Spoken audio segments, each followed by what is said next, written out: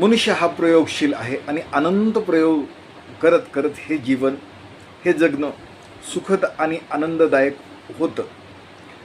प्रयत्न हा तो कुठल्याही सकारात्मक दृष्टिकोनातून जर आपल्याला समाधान प्राप्त असेल तर ते आनंददायक आहे, याबद्दल काही एक दुमत नाही.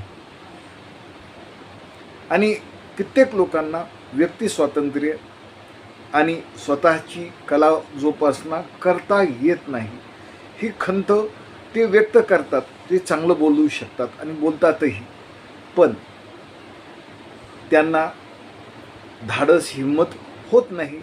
हा तो त्यांचा व्यक्तिगत भाग आहे. परंतु टीका टिप्पणी, तुम्हाला काय करायचं आणि तुम्हाला काय मिळणार, असा त्यांचा समज असतो की हा तुम्ही बोलण्याचा अट्टहास सायास करता, त्यातून तुम्हाला काय मिळतं. अहो मिळतं काय, आम्ही व्यक्त होतो आणि आमचं मुक्त मन हे बंदिस्त डब्यामध्ये ठेवणारं नाही, हे यावरून सिद्ध होतं.